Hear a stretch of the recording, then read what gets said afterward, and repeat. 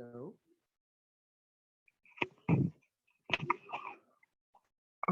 Hello. Good evening, everyone. Uh, it's my pleasure to welcome you all to World Human Sciences and Management Conference 2021. This is Rudra Narayan Das, Executive Director, Center for Adivasi Research and Development.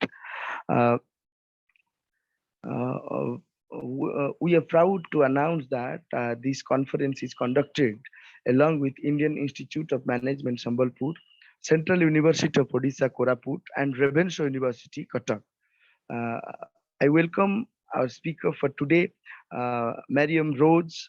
He's a very renowned scholar of foil Vedanta and participants across the globe through Facebook Live and YouTube Live, and who are here to listen, Miriam Rhodes, Madam.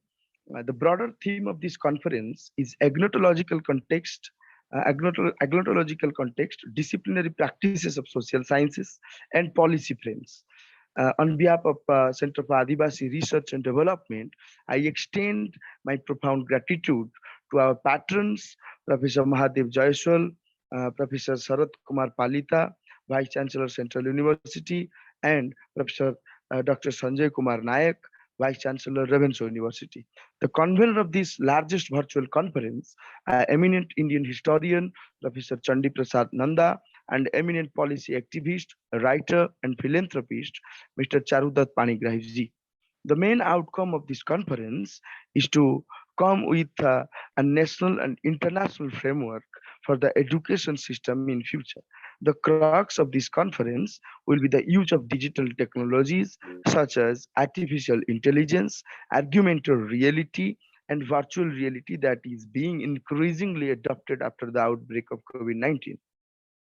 We hope this conference would help students, faculties, researchers, and all to expand their mental horizon and help the education system to adopt the best. Friends, the Center for Adivasi Research and Development is a leading research-oriented institution promoting ethnographic, empirical, and evidence-based research for engaging and addressing the challenges that 21st century globe is facing today. Prime agenda of this institution is to come up with potential policy solutions for social change while believing in the idea of 3D and E3. That means debate, dialogue, and discussion, and expertise, experiencing, and education. The institution focuses on marginalized communities and works for their livelihood to protect the nature, culture, language, and identity in particular. The age of modernity has witnessed that change is the only constant phenomenon of societal purpose to enhance knowledge. Our information work for them is methodological and avoid paradoxically frameworks which neglected so many centuries from theories to become practice.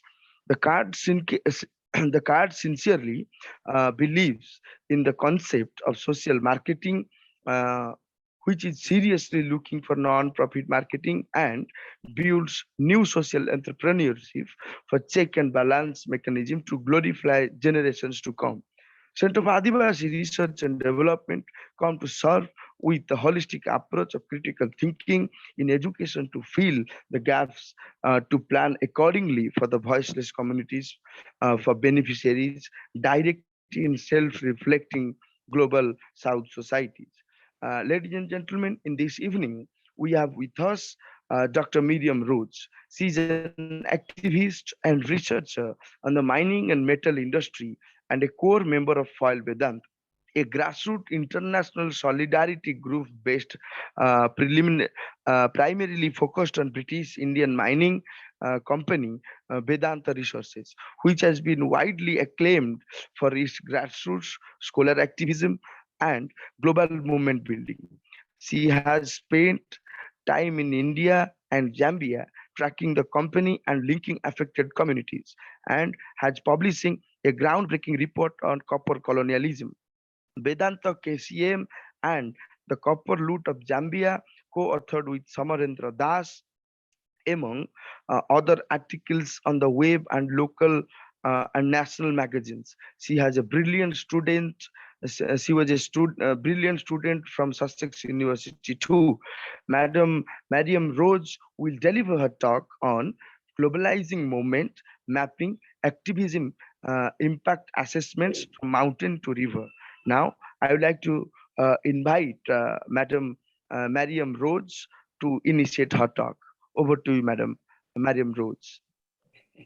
Thank you very much for the lovely introduction. But first, I have to correct you that I am not a renowned scholar, nor am I a doctor, which is very kind of you to say, but I am not actually, I'm a grassroots activist. I'm not actually associated with a university, although I have a degree. And I'm certainly not a doctor, but thank you for inflating my ego.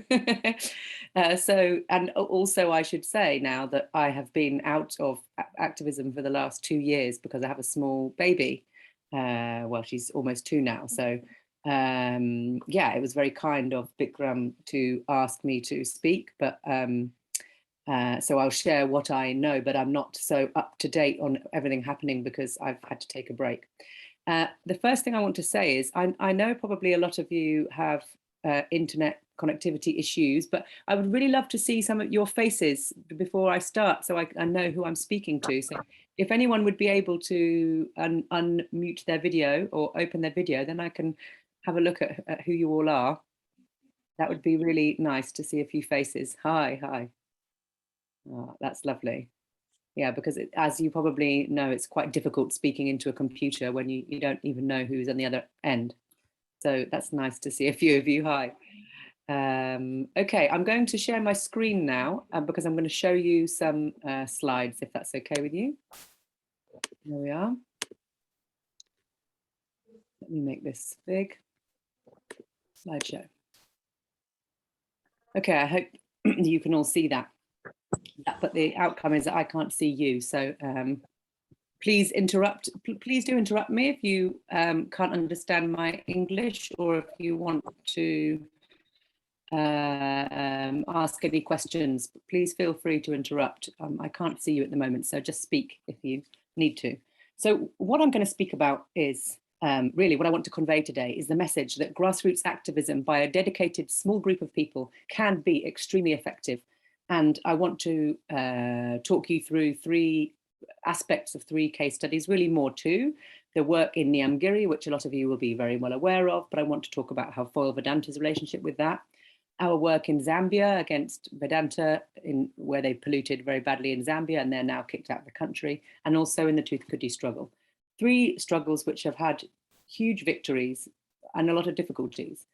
And a small group of people with very little funding have managed to kick a major mining company out of Zambia, set legal precedents, and support long-term people's struggles in the face of giving up.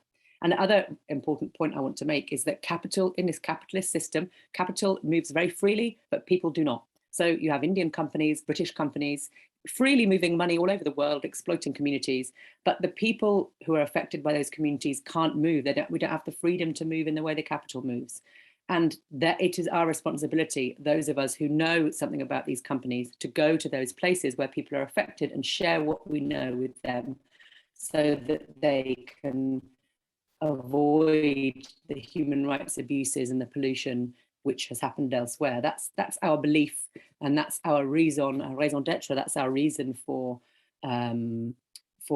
existing in London, because this Vedanta company, as you probably all know, Vedanta is an Indian company which used to be called Sterlite, who listed on the London Stock Exchange because the London Stock Exchange is one of the biggest mining stock exchanges in the world, and it's a place where you can get finance and investment, maximum amount of investment and reputation.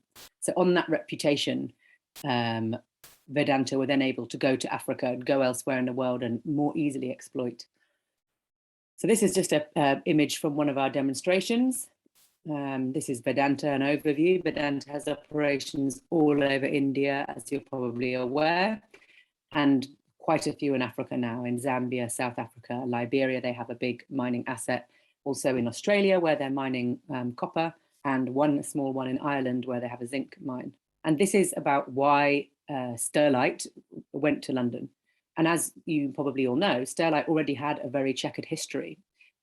before they listed on London in 2003, they had been banned from the stock exchange as part of the Harshad Mehta insider trading scandal. So already this was a criminal company, and Anil Agarwal, the leader, had already, come under scrutiny for insider trading and pollution, major issues in Armenia. And yet the London Stock Exchange, allegedly one of the world's most reputable stock exchanges, was happy to list this company without doing any arguably due diligence or ignoring the history of the company. And this is just an article which explains why a London Stock Exchange listing gives a company credibility. Why an Indian company decided to become a British company. It gives them credibility with investors, customers, and they're able to then get British, former British High Commissioners, British bankers on their board, which gives them a better reputation. So Foil Vedanta, that's who Vedanta is, as you probably know. Foil Vedanta is a grassroots international solidarity group set up by Samarendra Das, who I expect a lot of you know or know of, who is from Orissa himself. And he had already been very involved in the anti-Kashipur bauxite mining struggle, and then in the early days of Niyamgiri. And he followed the money to the UK. When a company moved to Britain, he said, I've got to go and I've got to go and find out why they're there. I've got to keep exposing what they're doing. So when he came to the UK in 2003 and attended the very first AGM of the company in London, and has attended every single AGM since. This is one of our demonstrations outside the AGM of the company. Can't remember which year this was. So they became quite big, actually quite a big grassroots movement. And Foil Vedanta's, as I say, aim is to do the opposite of what NGOs do. And I'm going to come back a lot to why we work differently to NGOs and our critique of big NGOs anyway. So we don't extract from the communities. We don't want to make communities into victims. We want to give information to them. We want to link the communities with each other, and we want to dig up the latest information and the best information about where this company is getting its money, what they're planning to do next, how they're corrupting, and then send that back to the communities, back to the people who are on the front line, fighting human rights abuses, fighting pollution. So they have the tools to lead their movement. We don't want to lead any movements for them. But as a British person, I would say I have a responsibility to hold British companies to account, because it's also some of our taxpayers' money goes into supporting these British companies. That's our responsibility. So this is Niyamgiri. I know that you probably all know this story extremely well. And so I don't want to talk you through the whole struggle, which, as you know, is an amazing bottom-up movement, led a precedent victory in terms of the legal ruling. And these pictures here show, the one at the bottom shows the refinery, Lanjigar refinery, with the half-built chimney, which was meant to be the big expansion, which they never had permission for, and that still stands half-built now. And of course, the what's it called? The conveyor belt going up to the mountain to take the bauxite, which never happened. And as you know, this amazing referendum, after years and years and years of activism and legal process through the courts of law, ended in this precedent referendum, where all inhabitants of the mountain unanimously said no to the mine. So I don't need to sort of talk to you about those images, but what I do want to talk to you about is, let's just see, leave that one there.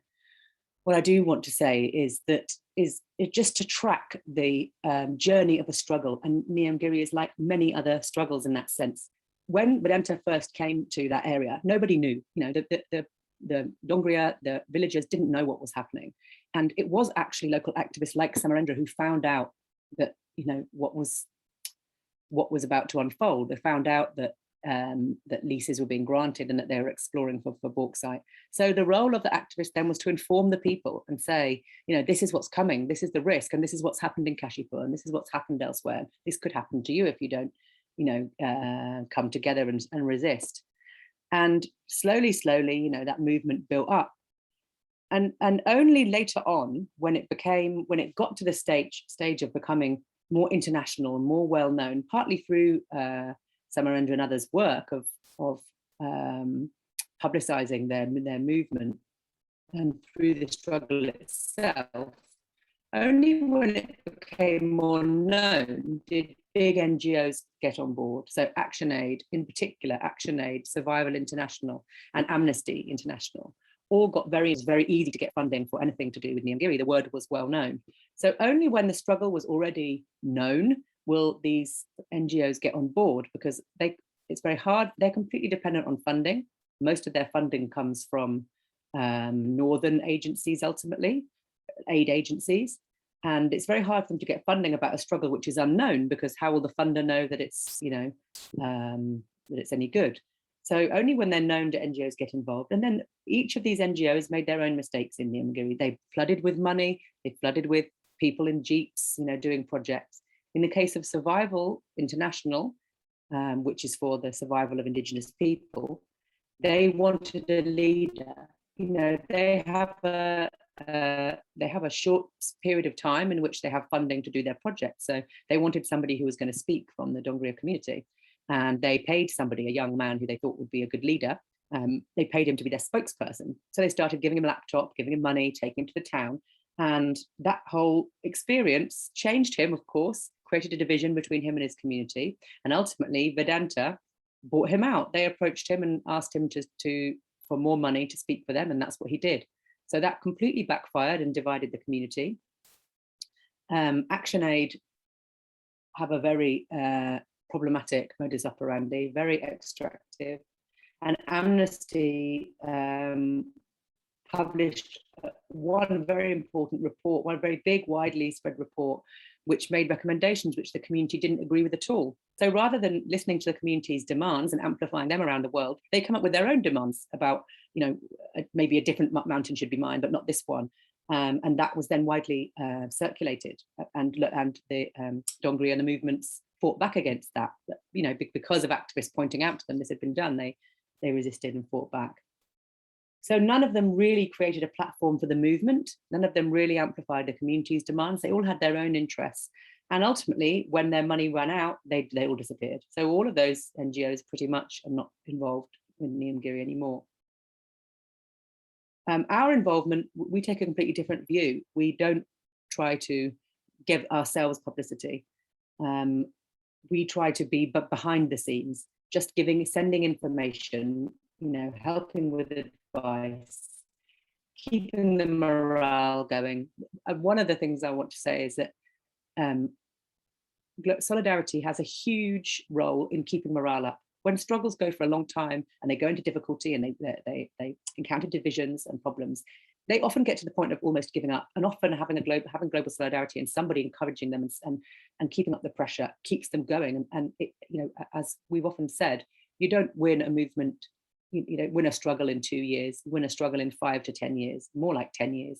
So you've got to be consistent, you've got to keep going. It's not about rushing, it's about just chipping away and exposing the truth and bringing out the true information and consolidating your vision and your direction until the struggle is finally won. So we've always worked behind the scenes. In fact, I was actually there in Puri during the referendum, all the different referendum hearings. I didn't go to the mountain because wisely we decided if I went there as a white person, it would become about me. The media would be interested in who I was, and that would become a whole story. And that's not what we wanted. We know the story is about the Dongri and their struggle. So I stayed in Puri. We did blog posts, we did research, we exposed everything that was going on, all the different attempts of the Orissa state and Vedanta to manipulate the process. Every day we were exposing that into the international media and into blogs. So that was our role. And another example of the role of activists, which is very important, just a few months after the precedent referendum and the bauxite mine being unequivocally stopped, this came into the news that Vedanta Aluminium gets villages nod to expand refinery. So there was a public hearing on doubling the size of the refinery, which of course, it's obvious that people were not going to agree to, since they'd only just unequivocally said they didn't want a mine there. And this was in Reuters News. Now, we knew what had actually happened. The public hearing was a sham. This is the real news. The public hearing was a complete sham conducted in Lanjigar. People were bussed in. People who would agree were bussed in from elsewhere, and no Dongria were involved. So, of course, they got wind of this. Nilgiri Surakshak Samiti and others got wind of the situation, and they turned up at the public hearing and swamped the public hearing. You can see the picture there, the axes are in the air, and there's a very good video of them just shouting and shutting down this completely sham meeting. So that was what had happened. But a local, the local media had received bad information from somebody who deliberately spread it, that this public hearing went ahead, and then it was this complete agreement, and the village had agreed, and the refinery was going to be expanded. I mean, obviously, this was a tactic by Vedanta, who had just lost, as I think an earlier page I showed, they lost 10 billion. Let me go back there. 10 billion, a $10 billion investment. That was how much they'd poured into Nilgiri. They lost a $10 billion investment. And in the end, that dropped them down the share, their share price dropped so much, and they went from being one of the biggest companies on the London Stock Exchange to going right down to in the 250 and below biggest companies. So Nilgiri was a huge loss to them, because it was on the basis of Nilgiri that they had launched in London. It was the basis on having all this bauxite that they got the investment in the first place. So it was a huge loss to them. And of course, they were trying to recoup some public confidence by claiming that, we're still going ahead and we're still going to expand. So it's such an interesting process. So this news that the public hearing was successful had been carried by Reuters, which, as you know, is a news agency, which then goes to other news all around the world. So all around the world, this news was there, the positive agreement with expansion. And we contacted Reuters with sending them videos of what had actually happened. And we had a long, long dialogue. And in the end, they said that we were too, because we're activists, we were too much of an interested party, and they wouldn't basically believe us. But this is what is necessary, So we had to then publicize this on our own website and Facebook and send it far and wide to reveal the truth of what happened and to try to fight against Vedanta's attempt to buoy up their share price. So, yeah, that's as much as I want to say about Nilgiri. Let me just check the time a second. Oh, I've already been speaking for half an hour. That's terrible. I better speed up, or just leave a few things out. So on the back of this, after 2013-14 and the Nilgiri referendum, all of us were so excited. We were so full of energy that this could be possible, that a people's struggle could actually set such a legal precedent as that. We were really buoyed up. And as a result, we took that energy to try to visit some of the communities affected by Vedanta in the least, in places where we'd never been before. So we obviously knew that Vedanta had a big operation in Zambia, actually Africa's second largest copper mine, which they'd bought in 2004.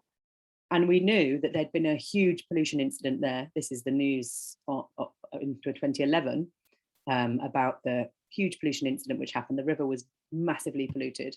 And the news said that they'd been fined, the company was eventually fined. 2006, the pollution incident happened, and it went through the courts. And amazingly, this Zambian judge had fined the subsidiary, Konkola Copper Mines, $2 million for the pollution, which we thought, wow, that's wonderful that there's real justice happening there. But we have to go and meet those communities. We have to link them up with the communities in India. And we never, because we are so committed to being independent, we're so committed to being grassroots, we don't take funding from agencies who want to control us or have strings attached, as many do. So a lot of the time we're virtually unfunded, which makes it very hard to travel to places. But what it means is when we do travel to those places, we are totally accountable to communities, because we have to stay with them in their homes. We can't afford to pay hotels all the time, only very cheap ones. So we have to stay with people. We really are embedded with the communities and get to know them very closely. So finally, this is information on the spill in 2006. 40% of Zambia's water affected, or that river affected. 10 times acceptable levels of copper, 770 times acceptable levels of manganese, and 100 times cobalt. So, and the Judge Musonda, in this case, which had fined Vedanta and allegedly paid 2 million compensation to the communities, said, "I agree with the plaintiff's pleadings that KCM, Konkola Copper Mines, was shielded from criminal prosecution by political connections and financial influence, which put them beyond the pale of criminal justice." So just in the way they operate in India, Vedanta had clearly corrupted the courts, corrupted the political process with money, and trying to shield themselves from justice. So we thought we have to go out there, have to go to Zambia, and we tried to find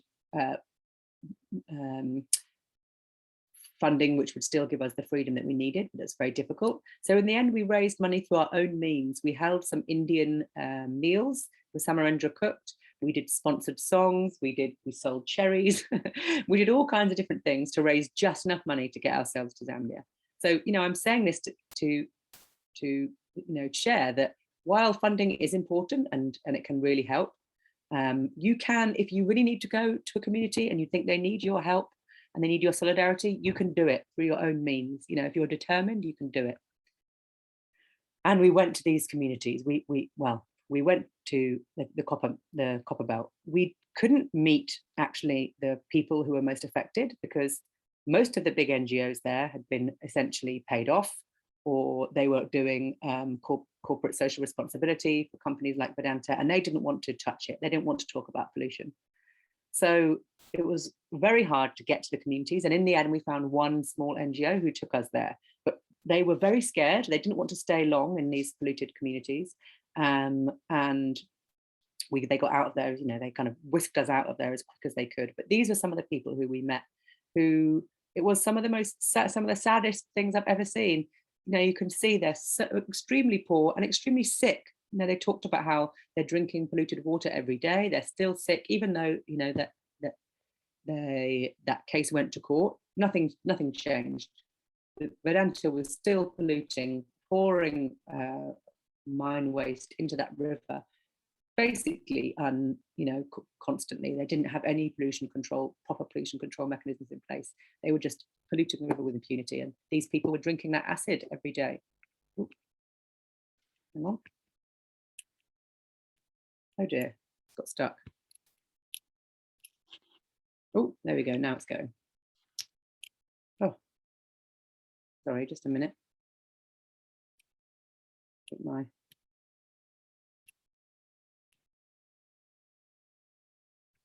Oh, I don't know what's happened there. It's got completely stuck. Okay, never mind. I'll keep speaking and hope it escapes in a minute. Just a moment. Look at my notes.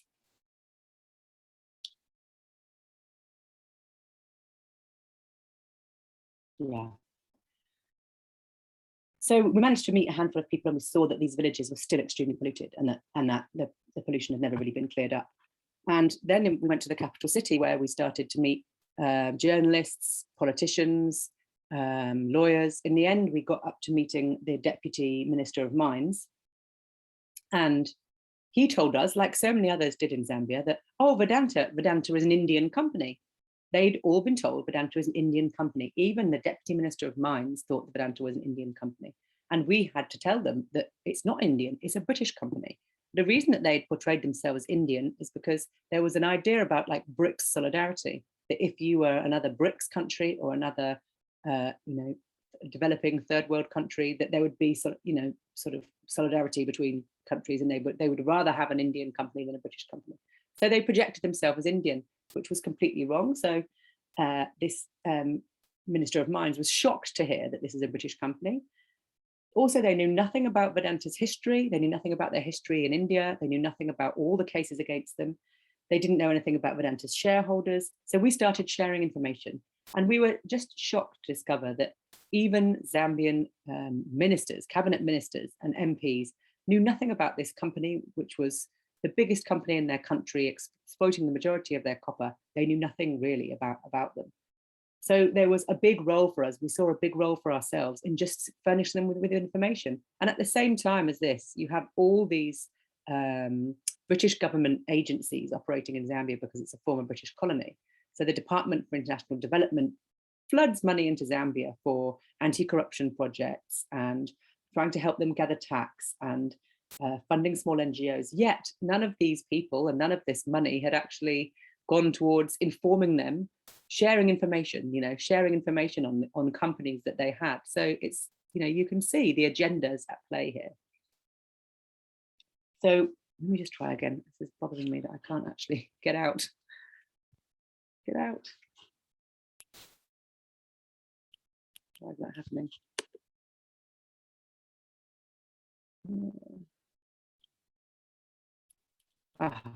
Okay. Oh, phew. Thought I was stuck there.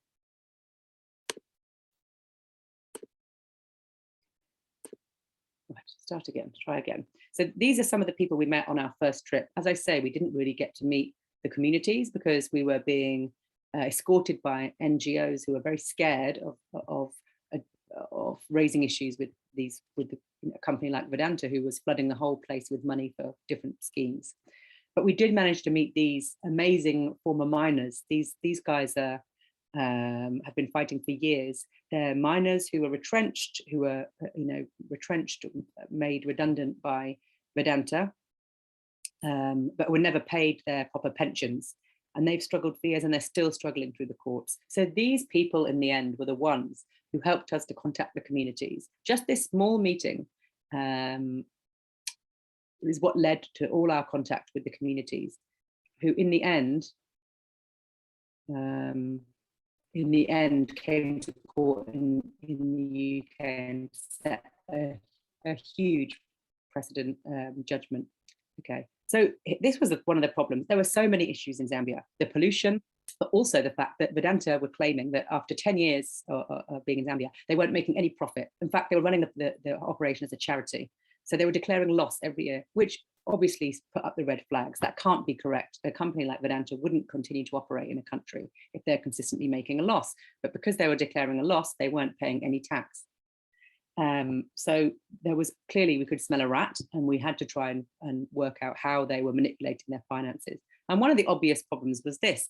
This is the Zambian government's Central Statistical Office data on where the copper goes. So these are some of the key questions about material flow which need to be asked.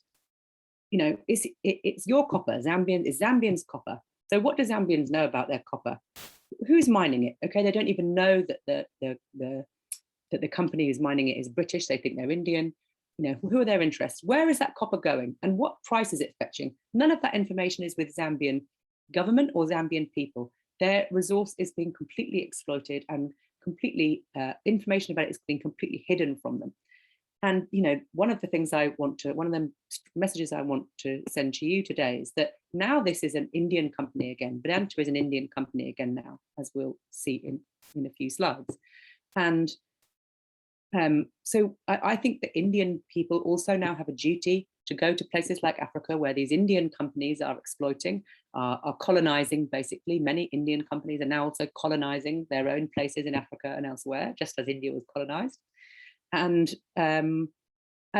getting away with abuses because people there don't know anything about them. There's no information. Africa is one of the most abandoned continents on this planet. They have been made into victims, and they have been denied any information about their own, country. They're still very, very totally colonized. So I think anyone who can has a responsibility to go there and try to share information, try to inform people, whether it's governments, lawyers, journalists, communities, and give them the tools to have sovereignty, to create their own future. So anyway, coming back to this diagram, according to their own data, most of Zambia's copper is sold in Switzerland. Now that clearly doesn't make any sense. Switzerland doesn't even have a coastline, let alone a massive copper processing industry. As we know, most copper in the world goes to China. So why isn't it showing up as going to China? Why is it going to Switzerland? Because what we know about Switzerland is a tax haven. So very clearly, the copper was being was being accounted for as being sold in Switzerland, where tax didn't have to be paid, when in fact it was going to China. And this is what we had to try to uncover.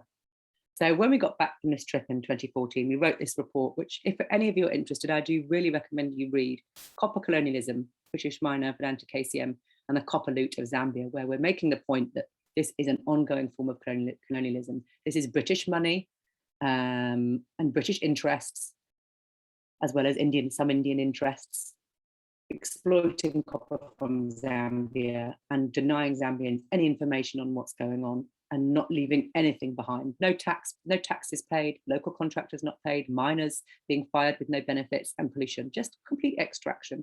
And after we published that report, we started to do demonstrations in London outside the Vedanta, the Zambian High Commission. This is one of our protests.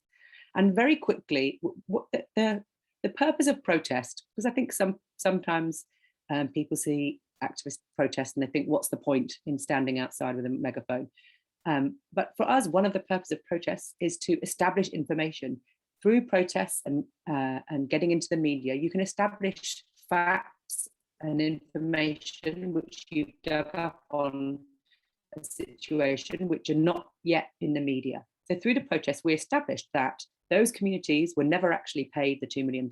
That's what we found out. That the money that Vedanta was fined was never paid because the Vedanta appealed and it got stuck in the courts. So those people were never paid.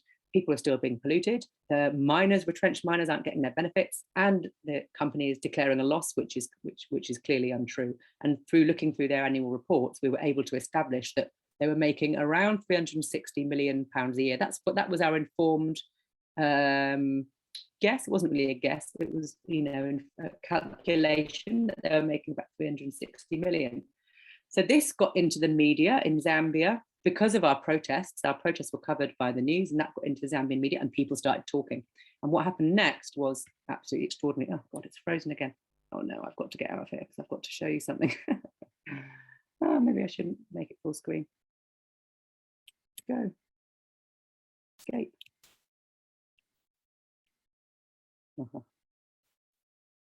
Escape. Yeah, okay, well, I'll talk about it before I can show you. So I don't know how many of you have seen this video, which I want to show you, but while we were trying to establish what happened in Zambia and try to reach Zambian politicians and anyone who would take interest, we found this video of Anil Agarwal, the boss of Vedanta, speaking to a conference in Bangalore about his Zambian investment. And it's a conference of businessmen, the Jain International Trade Organization conference. So he's really bragging about how much money he's made and telling the story about Zambia. Oh, please let me get out so I can play the video. Oh, I can't do it. Okay, if it lets me. Oh dear. Oh God. My PowerPoint is frozen. If it lets me go out, I'll play the video in a moment. But the finale of the video is he's talking about how, I came to Zambia and they treated me like a king, and their president, gave me VIP treatment, and they made it so nice for me, and they signed these agreements so that there were less environmental laws, etc. And basically patronizing the Zambian government and system. And then in the end, he says, we took over the company, the quote's there. It has been 9 years. And since then, every year it is giving us a minimum of $500 million to $1 billion. It has been continuously giving back. So from the horse's mouth, he said that company is giving us $500 million to $1 billion every year. So that was revelatory. That video, we put captions under it, and we sent it to all the Zambian media. We had protests about it as well, and it went everywhere, only bragging about exploiting the country. So that made a huge difference, and from that point on, the Zambian government started investigating Vedanta, and they discovered how they were publishing fake accounts, not paying contractors. They'd mortgaged a lot of the assets of of the mines. In effect, they'd asset bled the mines, they'd sold off all the valuable equipment, and they were just selling the easy to mine copper and leaving all the harder to access resource. I'm trying to escape it again. This was a newspaper following that video. KCM owner mocks Zambians and government. And these are some of the people who we finally met. So we then went back to Zambia several years later, and we finally managed to meet the communities, most polluted communities who've been fighting the mining company for many years. And these are some of their faces. And we started to actually support them. Just a moment here, let's check the time because I can't see it on the computer. A bit longer.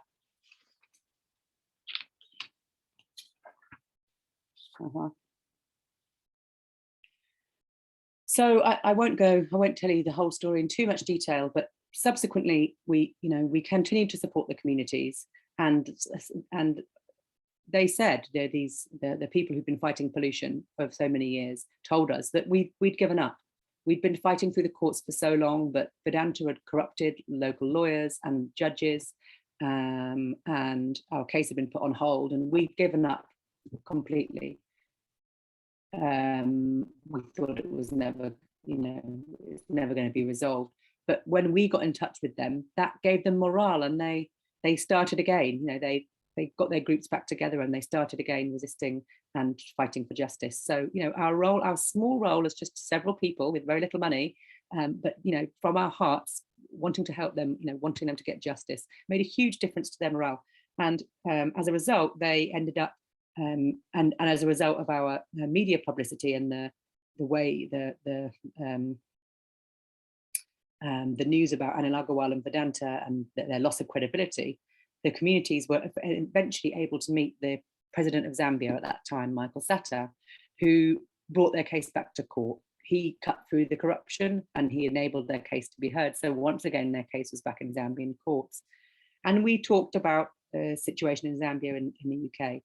And eventually some British human rights lawyers approached us saying that they wanted to help take the case, because there was about 2,000 to 3,000 people still continuously, as I say, continuously polluted with acid and other mine waste, who had never been compensated and who really deserve compensation. So these two international law firms in the end wanted to take the case of the communities. And we were quite skeptical because our experience, our knowledge of other big cases like this is that the communities end up getting very little in money, that the whole case is usually done through privacy agreements, non-defamation agreements, and so you can't actually share the amount that the communities got. And the law firms get paid a lot more than communities, which can lead to disgruntlement that law firms get so much. And often it doesn't actually change people's situation. People who've never had money, who get some compensation, very often the money ends up disappearing because loan sharks or approach them, or the money goes, but they're still living in the same polluted situation. So we said to the activists we were in touch with, I'm not sure this is a good idea because you may find that you're being used by these big law firms. But they wanted to go ahead, and of course that was their decision, so we supported them. And when we finally, unfortunately, the law firms moved very fast, two law firms who ended up competing with each other for claimants, which was crazy. So there was one law firm who'd been in touch with us and another one decided to take it. And in the end, these two law firms went to these villages at the same time. And these villages have never been helped by anybody. As I said, even NGOs don't want to go there. They don't want to help them with their struggle because they all get some payment from Vedanta, or they're scared of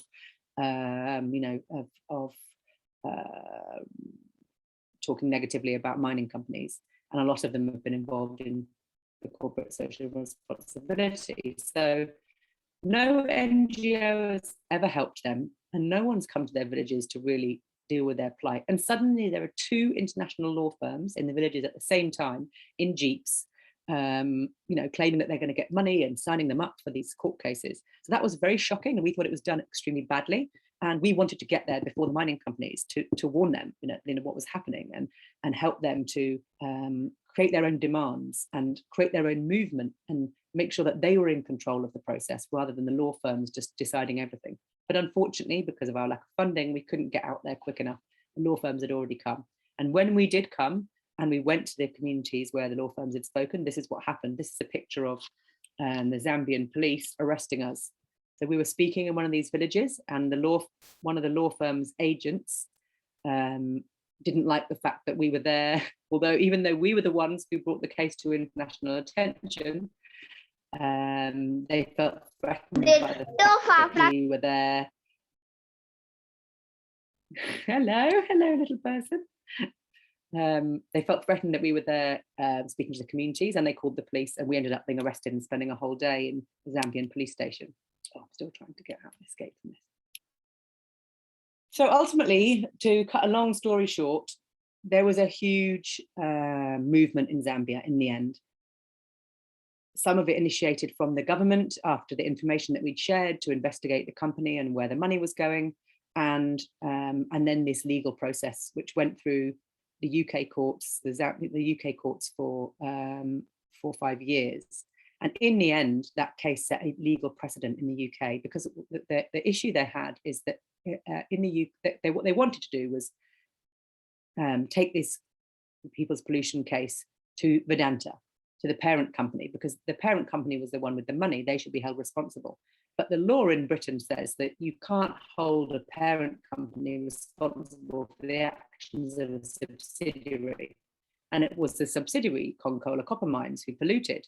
So Vedanta's argument was, well, it's nothing to do with us. We didn't know that there was pollution happening.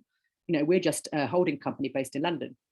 And that was the law says that there should be separation. What's called the corporate veil separates the parent company from its subsidiary. So that many times that law has been challenged in the UK, but it's never been broken. But this case eventually changed that law, and the parent company was held responsible for the actions of a subsidiary. So what that's done is it's opened the floodgates in Britain now for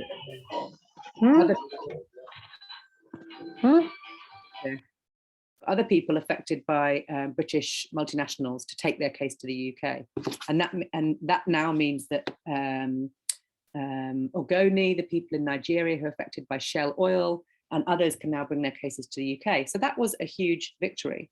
However, on the other hand, sorry, I'm just skipping forward here.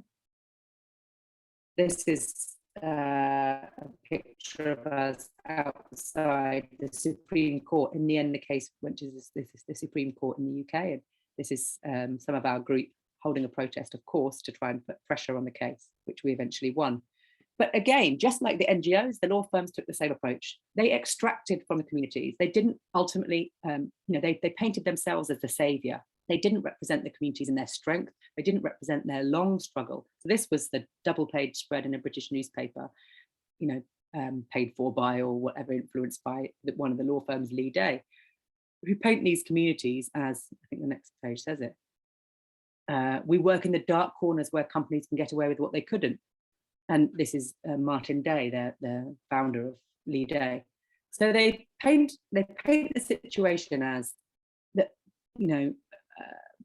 themselves as the saviors of these victims. They never ever mentioned in all these articles that these people had run their own legal cases and had their own movement for 10 years before Lee Day came on the scene. They never mentioned that a small organization like Foil Vedanta were the ones who brought this to international attention.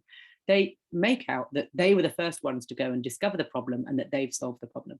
And I'm sad to say that while we set a beautiful legal precedent, the result in the communities is that they were paid a tiny sum in the end as part of an out-of-court settlement, and no remediation of the land and no resettlement at all was included in their agreement. So those people are still living on polluted land now. They've got a little bit of money, they might have bought themselves a car or a bike or built a house, but they're still drinking polluted water every day. So what kind of justice is that? And this is our same gripe with NGOs. Oh, I can't go back because it's been paid. Oh dear. Sorry, I'm struggling with my presentation here. Here we go. This is the same issue with NGOs, big NGOs.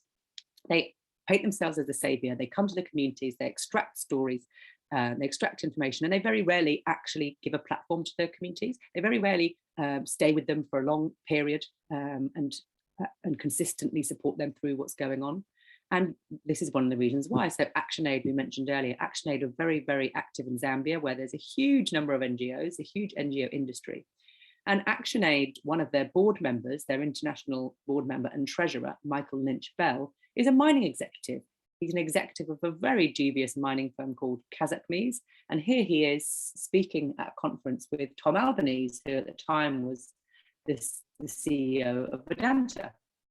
So Vedanta and this ActionAid board member are, on the same team. So it's no wonder that they can't really be critical of a company like Vedanta. And again, the role of the British government. So this was a meeting facilitated by the British government's Commonwealth Economic Forum in 2012 between Anna Lagawal and the then president of Zambia, which obviously is part of what enables these investments to take place. So again, we have a responsibility to, in our view, not to spend our time portraying the faces of people in communities as victims, or and Adivasis are often used in that way, as you know, as victims or as exotic pieces. Instead, we want to expose faces like these. We want to expose the faces of the people who are exploiting these communities, the people who are really making money out of these communities, the people who are setting up these agreements behind the scenes. It's those faces which are in the dark, which we need to unmask and make public. And finally, what happened in Zambia is, at the same time all these court cases were going on, because of the pressure on Vedanta, and they obviously realized that their time was up, they stopped paying contractors, they stopped paying even their miners. And there was a crisis locally, and miners rose up and protested in Chingola, and finally the government decided to liquidate Vedanta. So they kicked Vedanta out of Zambia, which was an amazing move, a huge move, and the mine was temporarily nationalized for a number of years. However, as you may know, the Zambian president a new president was recently elected, and as a result of that, the whole process is looking rocky again, and it's possible that Vedanta will come back into the community. So it just goes to show you can't, none of these struggles are ever over. People's struggles aren't a flash in the pan. You have to keep supporting these people. We have to keep supporting those communities, those polluted communities, because justice still isn't done. And we feel that we owe it to them now that we've been in their homes and we know their struggle. We owe it to them to keep helping them fight for justice until it really is done. Okay, I'm going to skip forward a bit. This is a nice, really nice banner from Miriam Giri saying local and foreign NGOs should go back, who are duping us should go back. Another example of how NGOs have, failed to support movements like Miriam Giri and have used them rather than really contributing. And this is an article on our website, which again, if you're more interested in our critique of NGOs, I really suggest you read. Northern governmental organizations, we called them Northern because most of their funding comes from Northern aid agencies, British, American, Norwegian aid agencies, between the free market and the nation state. So we're talking about how NGOs act as a buffer often to actually repress and suppress people's movements and kind of enable capitalism to continue in a softer way. They sort of soften the blow of capitalism and enable things to continue without really being questioned. I don't think I've got much time to talk about Tutkudi now, but that's okay. Just a moment, let's see what else I wanted to say. Yeah, another thing about our journey in Zambia is we eventually were asked on our second trip to Zambia. People were so interested in what we had to say and in the information we had on Vedanta, and that really included just sharing information on Indian struggles. Here, let me go to this one. Yeah. Really, we were talking to them about Niyamgiri, about Sterlite being banned from the stock exchange, and this company's history, which is so important. And our biggest aim is to link those communities with each other, what we call grassroots to grassroots solidarity, rather than, as many NGOs do, extracting these people's stories and their struggle and bringing it all to a central point, or bringing it all to the Western media. We want to reverse that. Let the information flow back to the communities, and let's link them with each other. Let's link Thoothukudi with Zambia, because those two are they're sisters. They're the two major copper operations of Vedanta, and they're fighting exactly the same struggles against copper pollution, against displacement. So we tried to link them up, and this was a lovely moment where some of the activists in Thoothukudi made a banner for the communities in Zambia, Kick Vedanta out of Thoothukudi and Zambia, solidarity from Tuticorin with the residents of First Street, Zambia, who are very affected by pollution. So our dream, and if we had more funding, that's what we would do, is to bring these communities together. We would love to see an international conference where you really brought all the grassroots communities together to meet and know each other, share their stories. That would be so empowering and so important. So Thoothukudi, we all know what happened there. And all I wanted to say is that there was a huge reaction from the Tamil community in the UK. And we had also been protesting outside Anil Agarwal's house, which is in the bottom right there. He has this huge $20 million mansion in London. We'd been protesting outside his house alongside the Tamil community through the whole 100 days of protest against expansion of the copper smelter in Thoothukudi. And finally, when the massacre happened, there was enormous protests in the UK. And because of the size of the protests and our coverage, the information got through to some British MPs, including the Shadow Chancellor of the Exchequer, who made this public statement about the massacre, and linking it to London Stock Exchange and why it was such a criminal company listed on the London Stock Exchange, and being given a cloak of respectability by the London Stock Exchange. So this statement and the pressure that we were putting at the time ended up leading to Vedanta leaving London. And they claimed, as Anil Agarwal claimed, it was to simplify its structure, but ultimately it was because they were afraid of regulation. They were afraid that the British government would finally start to regulate them, which was never going to happen actually, but that was their fear. So they left before they were put under any more pressure.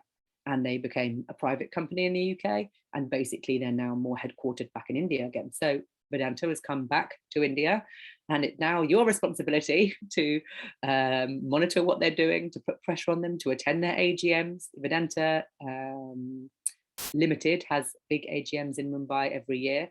People should be there. They should be monitoring, what this company is doing and sharing that with communities who are affected all over India and also in Africa.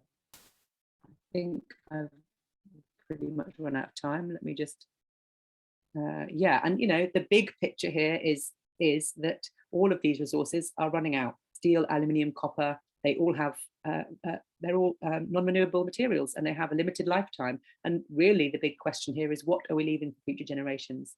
Not only what damage are we doing now, the intensity of the pollution that comes from these minerals is enormous. And look at the rate, this is, I think this is an image from Goa, actually, from one of the ports in Goa. The scale at which we're able to move materials now. But the big question is, what about intergenerational equity? What's going to be left for the next generation, the scale that we're going? This is Samarendra's image from his book, and it's an amazing image about how the capacity of ships to move material has changed since the 1600s to today. The Vale Max, the biggest ships in the world, one of which was what got stuck in the Panama Canal recently. They can take 500,000 tons of material around the world. This came out in a study about sulfur pollution. 16 ships can create as much pollution as all the cars in the world, and yet shipping is very little studied. It's very invisible. As we said, Zambia doesn't even know where its own copper is going. So metals trading can be done at sea. It can be very hard to tell where that copper ended up and what price it's fetched. So the sea is another whole area that needs to be studied. Sea trade needs to be really looked at and exposed, what's going on there and the pollution that's created.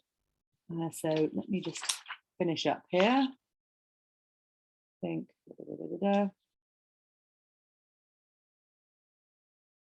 Yeah, so just finally, this is one of our placards from one of our demonstrations: Zambia, Liberia, Goa, Tamil Nadu, Chhattisgarh, Odisha. We are fighting you everywhere. So this was our aim: is if we have a multinational company like Vedanta, let's have a multinational movement as well. Let's try and link up the people wherever this company is operating to share their struggles, share their information, just the way the company can move money and move information so freely. Let's try to help the people who are affected by the company share information and move as freely as the company does, the money does. So that has always been our aim, to create a global movement and to link all these people up. And again, we position ourselves as different to NGOs because we're very critical of the way that NGOs operate in an extractive way. What's different about the way we operate is we're not led by projects. We don't run any projects on communities. We simply respond to what's happening. We respond to the news. If something happens, we go there. If we know that Vedanta is trying to exploit a new place, we try to go there before anything's happened and warn people that this is the company's history. We're accountable to the communities and not funders. We are not funding led. We refuse to be funding led. We feel accountable to the people.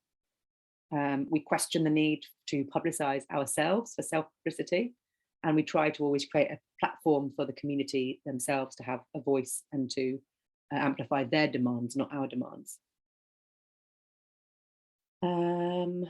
Yes, I think I've said that. And and also the role of protest is, as I've tried to show through the case studies. One of the roles of protest is establishing important information. You can dig something up about, and research is a really important part of what we do.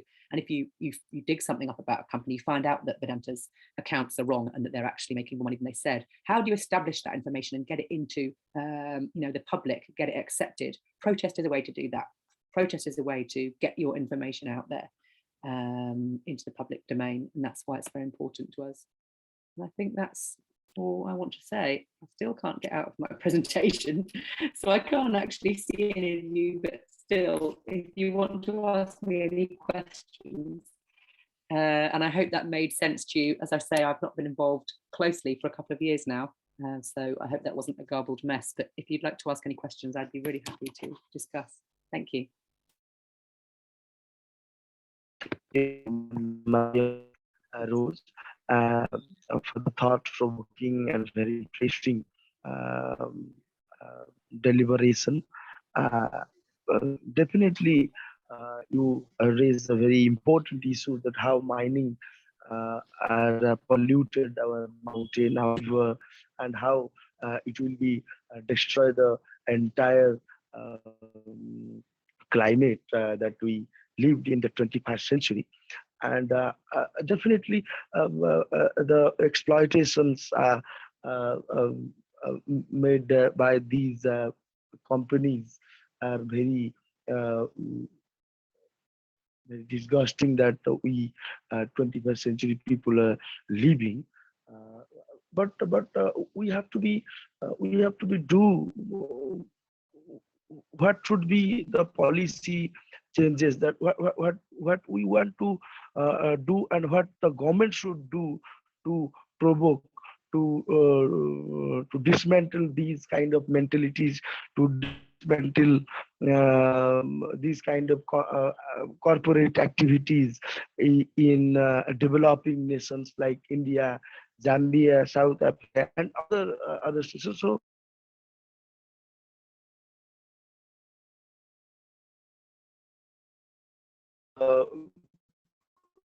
to dismantle these companies, dismantle this kind of human activities, forum what is developing in corporate sector. Please, what is your view on this, ma'am? Thank you. Yeah, I mean, it's a big question, and on some levels it can seem very hopeless, as you maybe are pointing out, because the bigger trend is towards more and more extraction and more capitalism, going rife everywhere. But I think I have two things to say. One is that our view is that you have to do this community by community. If you can build the strength of a community, if you can help to build the strength of a community like Nyamgiri is a great example. No one is going to mine that mountain. Nobody is going to mine that mountain ever, because they're so strong. They have, they still have problems, but they've fought so many years and they're so committed that no one is going to mine that mountain. So you have to build it from communities up. The more communities that we can support to define their own vision of development, like Chiapas in Mexico is another great example. They rejected the state and they said, that's not our vision of development. Our vision of development is this, and we're going to protect our borders, and our boundaries and have our own view of development. The more places that really commit to that, those places will go untouched. So on the one hand, I think we have to think of it as creating strong communities.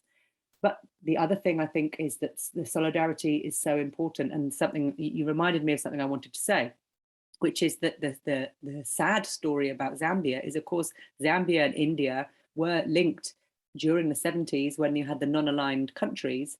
They were all members of CPEC, the copper cartel, which was an attempt by Allende, the Chilean prime minister, Zambian, Indian, and others, to create a copper cartel which would control copper prices and create the processing and backward linkages in their countries, so that the benefits of the copper would stay in the countries and not go to the West.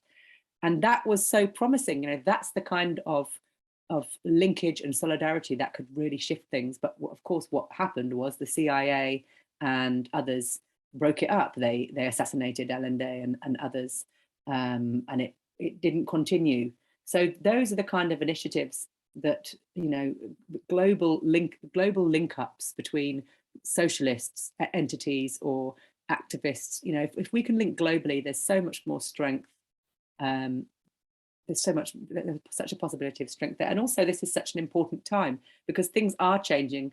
Awareness of climate change is changing. Now is a time when we can really make our point heard more than ever before. But yes, you're right. And the big picture, it feels very difficult. It feels hopeless. And yet, on a small scale, the victories are happening all the time. I mean, look at Vedanta. They've been kicked out of just recently. They've lost their power purchase agreement in Punjab, which is amazing. I know there are some people here who are very involved with Vedanta, so with the anti-Vedanta struggle. So, in Toothukudi, they've been completely stopped in their tracks. So victories do happen, and that's another purpose of solidarity. We have to celebrate each other's victories and not be too weighed down by the negative big picture. That's all I have to say about that. Thank you, ma'am. Thank you, ma'am. Ma'am, there is. Yes, I want to. Yes, sure, please. Yes, I want to ask some questions. First of all, thank you, ma'am, for a very enlightening session or enlightening thought-provoking discussion. I have some questions. That how do you look at the academia activism relationship to protect the nature, culture, and identity of the marginalized sections of a society, per se the Adivasis or the tribals, whose lives are getting devastated by the extractive capitalist model of development in this new liberal or per se the new colonial era? How do you look at this position? Thank you. That's a really interesting question. And, I didn't mention academia, but it is, the same issues with the law firms and the NGOs also can apply to academics. Academics can be very guilty of extracting information from these communities, especially from Adivasi communities, and publishing it into reports which they never come back to those communities. They go into the city and they go into the academic world, and people don't even know what was written about them. So on the one hand, we have to try to reverse that extractive form of activism, of academia. But on the other hand, academia can give so much. I think our view is that if you have had the privilege of being educated, you can give some of that privilege back to the places where you came from, or the places where people need it the most, by by reversing the flow of information. Share information with them, and listen to them and let them make up their own minds. But I think, we call ourselves scholar activists, and that's not because we are actually really involved with universities, but because we take a scholarly approach to activism. it's based on research. You know, first we have to do a lot of research into what's really going on here. You know, financial information on companies, exposing, you know, what their connections are.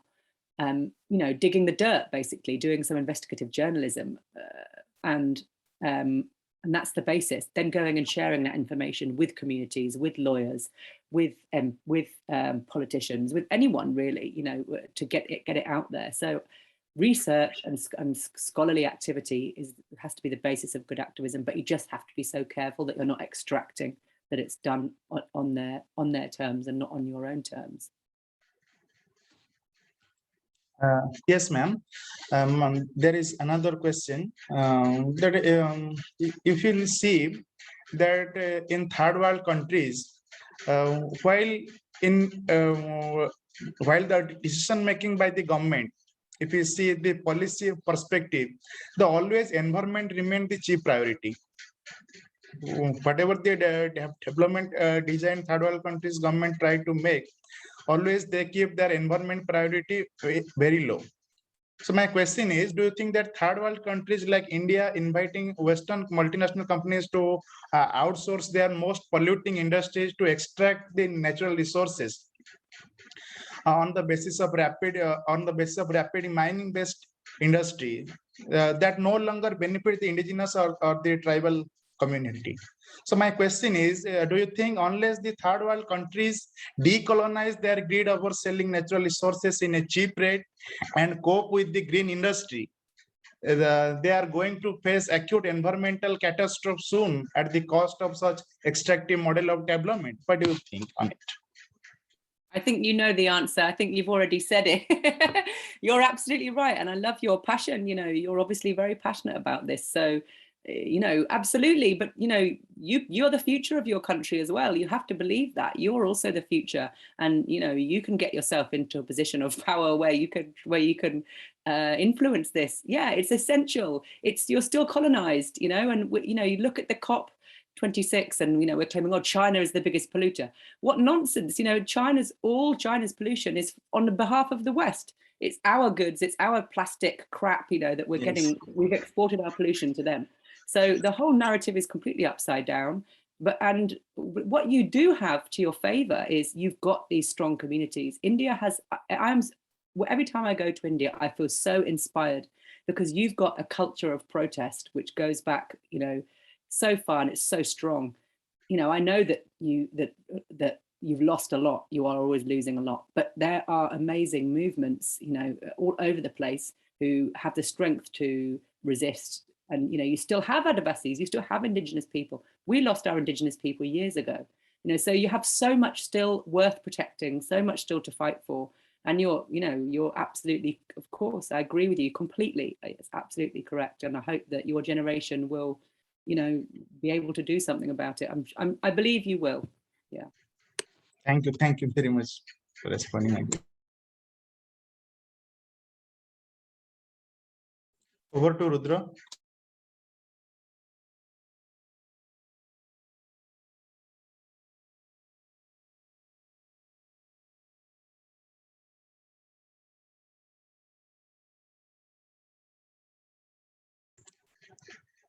Now I'd like to invite Dr. Nupur. If you want to put some comment on it, please go ahead. Very good evening. Am I clearly audible to all of you? Yes, ma'am. Please go ahead. Yes. So a very good evening and good afternoon to the entire audience. So thank you, Miriam Rhodes, for giving such a wonderful deliberation on this globalizing movements, mapping activism, impact assessment from mountain to river. So the topic indeed is really very, I think it's very practical approach, Miriam ma'am, you have given.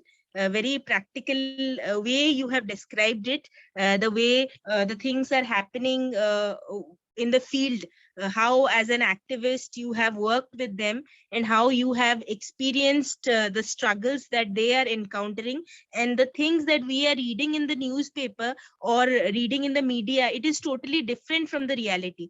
the reality that you have seen, you have encountered it.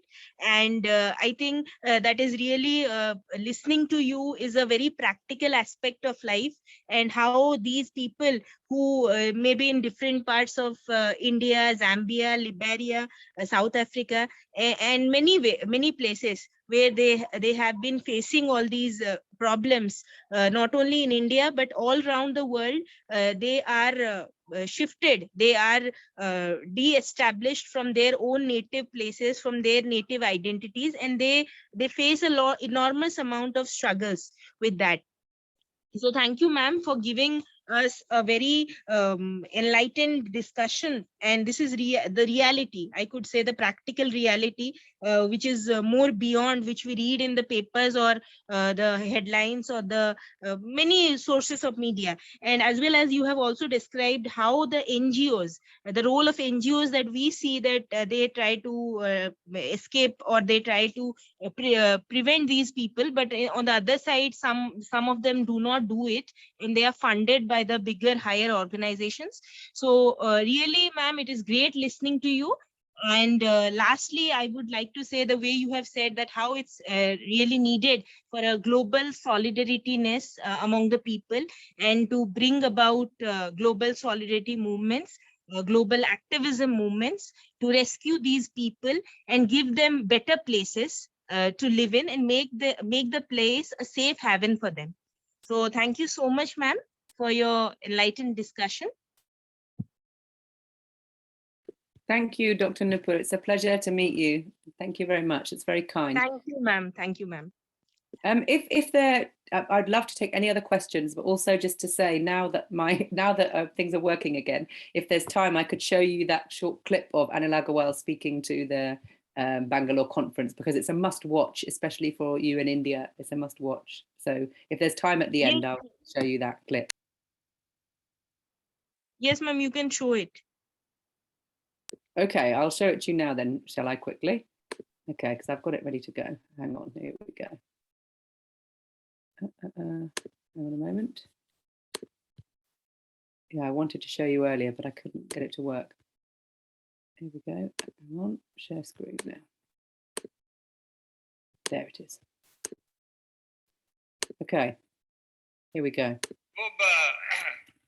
7-8 साल पहले भूख तो रहती है, बड़ा काम करो और क्या करेंगे, ऐसे थोड़ी लाइफ जाने देंगे। तो पेपर में देखा है कि मैं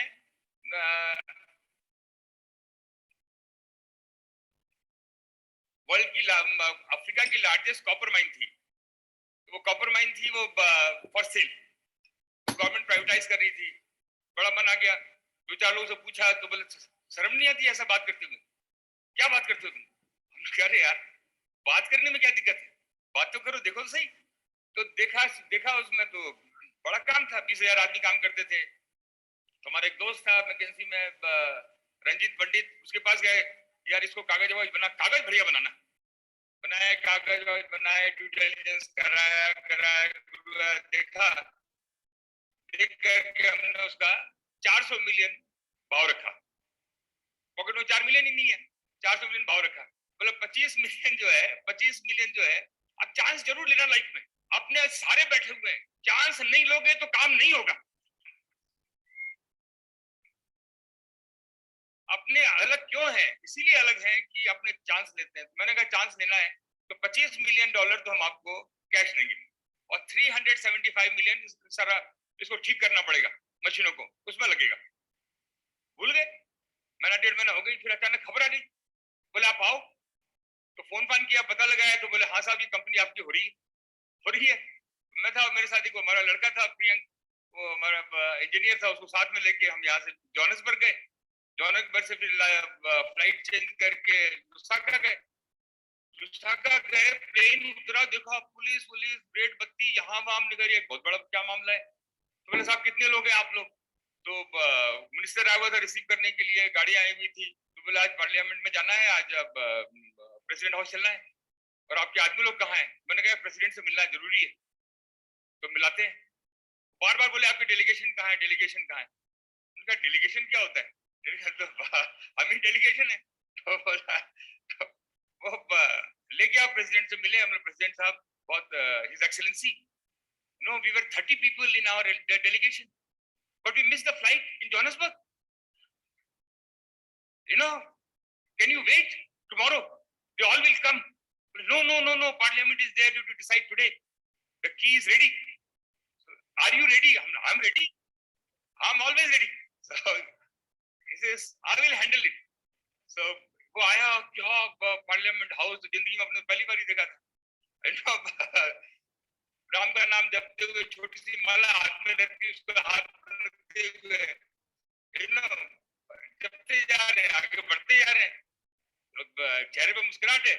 हम बैठे तो हम हमारा आदमी बैठ गया, प्रेसिडेंट भी हमारे बगल में आके बैठ गया, आके उसने पूरे पार्लियामेंट को समझाया कि कितने बड़े लोग हैं, कितना बड़ा इनका काम है, और ये हमारी जिंदगी संवार देंगे, और ये हमारे स्कूल बनाएंगे और कॉलेज बनाएंगे और ये करेंगे। और हम देखते रहे, भगवान का नाम लेते रहे, तू बनाएगा, हम क्या बनाएंगे।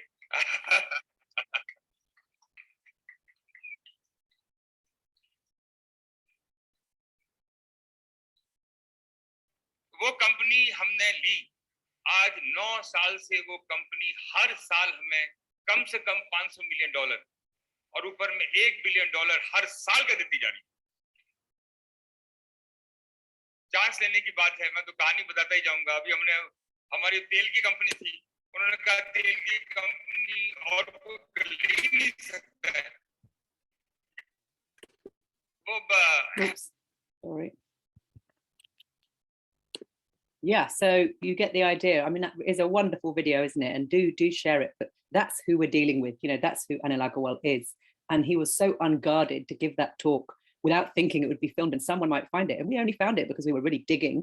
You know, we were lucky to we knew he was in Bangalore and we were lucky to find that video. But you can see how he patronized the Zambian government. And the Zambian government would never have known about that. Nobody would have shared that information with them. It was up to us, to some small activists, to find that and share that with the Zambian Prime Minister and Zambian people so they could see what was really going on. And that's what kicked the company out. So I really urge anyone to share that, because if that's Anil Agarwal's view, it's the view of many other corporate bosses, as we know. And, you know, again, this is the reason for doing real investigative research. You never know what you're going to find when you really dig into one of these companies. Anyway, I hope you find that amusing and angry making also. Yes, thank you, ma'am, for your very practical and insightful discussion.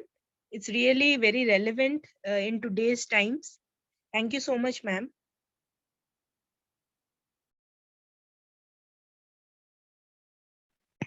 Inviting Mr. Shubham Das to go for a formal vote of thanks. Thanks, Rudra. On behalf of CAD, Odisha, and all the organizing partners, Central University Odisha, Ravenshaw University, IIM Sambalpur, I extend my vote of thanks to Miriam Rhodes for enlightening us in this evening through her seminar lecture. We are really, ma'am, indebted for you. I also extend my heartfelt thanks to Professor Mahadev Jaswal, Director IIM Sambalpur, Professor S.K. Palita, Acting Vice Chancellor, Central University of Odisha, Dr. Bikram Jena, Director, CAD, and all those people who have gathered here on this virtual platform. I also thanks to all the coordinators, Dr. Nupur Patnaik, Rudunarayan Das, Dr. Samuel Lima, Dr. Ghansam Giri, Dr. Anirudh Jena, and all the students, academicians, civil society members, media friends for sparing their valuable time with us in disseminating knowledge. Thank you all. The meeting is here concluded. Thank you. Thank you very much, ma'am. Thank you. And may I thank you all for attending. And it's really wonderful to make the connection with India again, which I've so much missed. And I hope to come back in future and meet you all in person. And you're most welcome to the UK if you ever want to visit. So please get in touch with me via Foil the Data if you want to. Thank you very much.